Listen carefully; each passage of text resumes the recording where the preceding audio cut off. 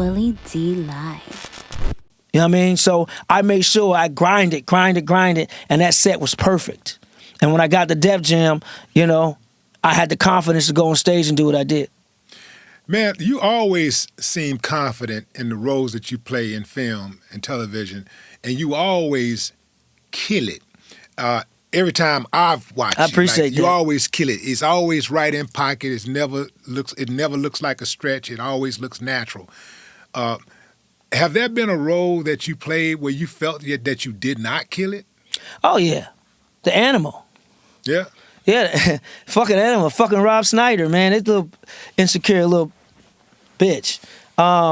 Yeah, I hated that movie. I hated doing it. I didn't like doing it. I couldn't wait for it to be done filming and everything. Cause I shouldn't have let him, but I was new in the game at the time and didn't want to rock the boat.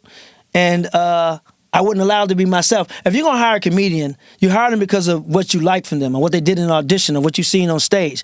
Don't try to change that. I can take direction very well but in this movie, for someone who's not as talented as I am, to try to tell me how to act black or how to be this, how to be that way, because you're insecure, then I hate it. I tried to quit the movie 2 weeks before we even started shooting because we were doing rehearsal, and I saw in rehearsal that he was like, I'm like, yo, man, this ain't funny. This way, I know funny. I've done parts where people allow me to be me, and I can take direction. I don't want people to think, oh, you don't like taking direction. I love taking direction when I feel it's right. I can't sell something if I don't believe in it. And that role, because even in an audition, I did it the way it was scripted, and it was great. But when I got off script and they told me, do it your way, killed it. But then when Rob got to set and everything that I killed with in the audition, he was stamping out, trying to handcuff me. And I'm being respectful because he's number one on the call sheet and he's one of the executive producers. So you got to kind of sometimes other ethnicities are they fear what comes natural to us. I think that's why we as a race there's racism because there's ignorance and there's jealousy. We're some bad motherfuckers. We have to come through so much stuff. We are very resilient as a people. And whenever, no matter what you put on us, and still we rise. In the words of Maya Angelou, and still we rise. I don't give a fuck what you put us through. We gonna get through it, and we're gonna be great as a people. We're like, I say black people like air and water. We're gonna find a way in. Try to lock us out. We're gonna find a way in. Because we're that resilient. That's the gift that God gave us as a people, because he knew how fucked up this world was gonna be to us. So he gave us these extra talents. He gave us this resiliency. He gave us this strength. He gave us this wisdom and knowledge and the shit that come natural. Because we are great people. We're his people. So in that movie, man, I just felt like I was handcuffed because somebody didn't want, somebody stealing scenes from them. So yeah, that movie I can't even watch to this day. And I had to calm myself down because people used to come up, oh, I love you in the Animal. And I immediately used to attack it. Like, oh, I hate that movie, da-da-da. No disrespect to the movie because I had opportunities to work. Adam Sandler, shout out to Adam Sandler because he's the one who actually put me in the movie. So no disrespect to them. It's just the working process was not good on that particular project. And I did not like it, and I don't mind voicing it. I don't hide behind shit. I'm not fake. I'm not phony. You get me, I keep it a buck. And that was probably the worst experience I ever had in any type of production I've ever been in, only because of one person. The rest of the crew, director, they were all great. All great. It was that one little dude, Rob Schneider, who made it miserable. And I'm mad at myself, really, not him, for allowing me to allow that to happen. So I blame me. I don't blame him. I blame me because I took that shit.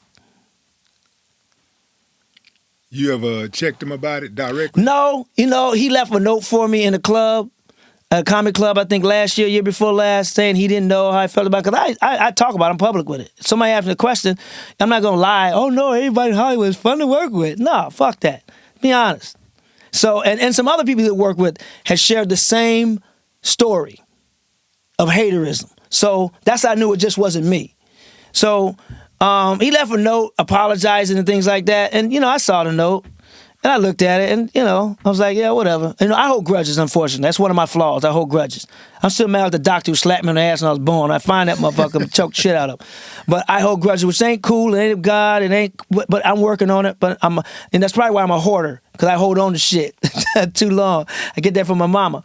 But yeah, so that's the only thing only film I kind of probably regret doing, to be honest. Especially when you're coming off of movies like Life and Eddie Murphy allowed everybody to be themselves, you know. I come off a sitcom Good News with Ed Weinberger, one of the greatest TV producers of all time, who gave me the green light. So you work with so many people who trust you and respect your game and allow that you're not going to fuck it up. Then, you know, you come to somebody who's trying to really, really micromanage you and direct you, and you're not the director, then yeah, I got a problem with it. What set that you were on, what movie set did you learn the most from? Wow, that's interesting because I take something from everything. American History X was one. Ed Norton, learned a lot from Ed Norton. Phenomenal actor. I learned how to ask what camera lenses they're on so I can know how to move. If it's a tight shot, if it's a 3/4 shot, if it's a wide, so you know how to move. Just being on the set of Martin, you know, watching Martin go off script and make that shit funnier each time. Being on the set of Life. You know, that scene in Life when we're at the table and they're going around, what you in for? Man, we must have did 40 takes, bro. Because Eddie Murphy every fucking time had a different take, and every take was funnier than the previous take. And to see what he did with those words in that page was amazing. I did a short thing, a sizzle reel for a movie with Kevin Hart about some Christmas tree movie we were doing. It was a presentation for them to sell the script. And Kevin was the same way. The words on the page, you know, were there as a guide, but he would go off script and make it funny. So when you work with people like that, plus I worked with Kevin Hart in a movie called The Last Stand that Russ Parr wrote and produced and directed. And Kevin Hart plays this comic who had a ventriloquist. He had a dummy, and he had a meltdown. And even back then, you go back to my old interviews on radio back then, I said, man, if Kevin ever decides to be a dramatic actor, he's going to kill it because he's killing this role. And if comedians learn how to kill our comedy ego and tap into our dark side when we're playing, you know, dramatic roles, we're going to be great because that's who we are anyway. So a lot of sets were great to be on, man. The Life set, the Last Stand set, the sitcom Good News. I had a great cast, a great fun. We still meet once a month for dinner, just to rekindle stuff. So it's like the relationship. And so, man, those are some of the great sets I learned from. Being on the Kings of Comedy tour, right? Learning from Steve Harvey, learning from Cedric the Entertainer, learning from Bernie Mac. Me and Bernie Mac was together a lot because we were both shooting Life and Kings of Comedy at the same time. That's how I started smoking cigars, Bernie Mac. So what did Bernie tell you about Steve Harvey? His hate for Steve Harvey. Didn't really the say hate that Steve Harvey was doing to him and all this stuff. Well, he didn't really speak on it, but you can tell there was some tension there. There wasn't a love fest. You know, there was tension on both sides, and I felt Cedric and I was in the middle of it. You know what I'm saying? Because we cool with both.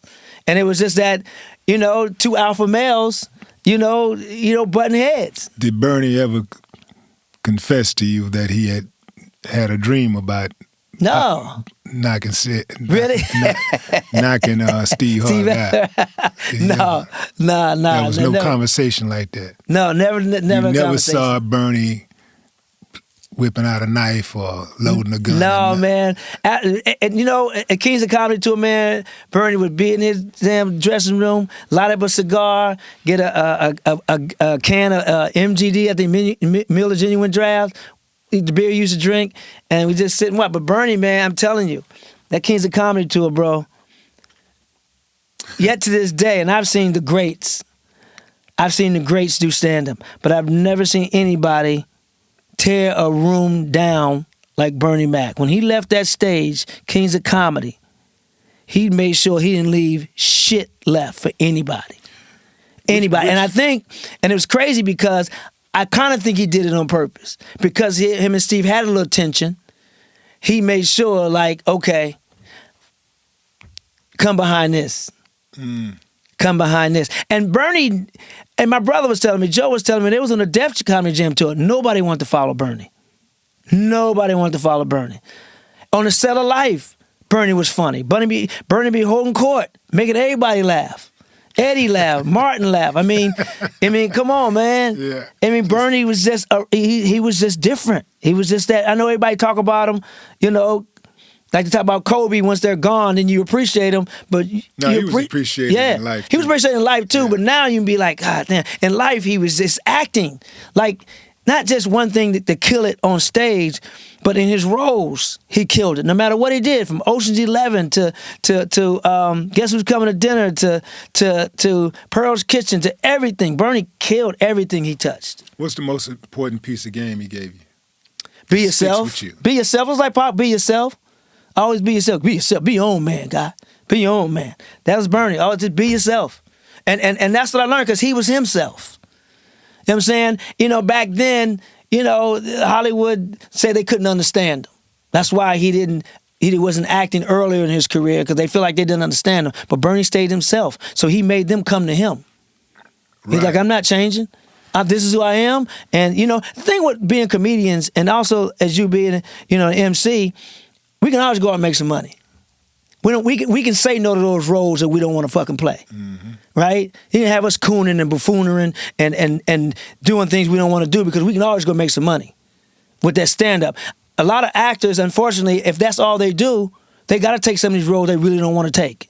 Because they done moved to LA, I moved to New York, they got this high ass rent, they got this car note, got this lifestyle they didn't live for themselves, and now they got to take this role they really don't want to do because ain't nothing else there. So to do stand up, I can say no to that. I can take a break from acting and focus on stand up or focus on producing or directing because I got a base, which is stand up. You can't take that away from me. You could book me in comedy clubs. I'll go rent a bar room in a hotel and do my own comedy shows. I'll four-wall it. I'll produce it and star in it and do everything. So I'm going to find a way to make some money. At what point in your career did you get to the point where you said, I'm going to be myself no matter what. I'm still going to talk about politics. If I don't like a motherfucker, I'm going to speak on it. I know people be coming at me from time to time. I make them uncomfortable, but this is me, and this is what I'm comfortable with. You know, I always kind of been an asshole. Before that, but I became more aware of it as I got older, and you own yourself. Because DL gave me some very good advice very early in my career. We did a show, my first show, I think on the road was in Bermuda, right? We did a show in Bermuda, and he was like, man, you know what's so funny? When you start doing stand-up, you try to be everybody else but yourself. And after a while, you're just like, you know what, I'm just funny being me. And that's true. We try to mimic who we look up to, and we sound like them a little bit. Then we kind of form our own style. After hearing Pac, you know, saying that very early in my career, you kind of find your voice and find who you are. And like, man, fuck, let me just be me. And then when I'm hosting, I was always the most myself. But when I started headlining, I was trying to be somebody different. And then I was just, man, if I can get the same energy headlining that I do hosting, I'm going to kill this bitch. I'm going to kill this game. I'm gonna kill this motherfucking game. Hey, let me stop right there. Yeah. Kill this bitch. Yeah, I had to follow up real quick. That can be edited in a whole bunch of places. You know they gonna get the sound back. Right. Yeah. And you stop. Torry said, I'm gonna kill this bitch. Gonna kill the bitch. Man, they have you everywhere. Them blogs, I'm gonna kill this bitch. You alive, man. But so what I did was I finally got comfortable enough headlining as I was hosting. And that's my voice. That's me. You know, that's who I am. And that's why you get so many different sides of me on stage. That's why the Guy Torry Comedy Show Live is the best damn comedy show, period. And I stand on that. I'm standing on business.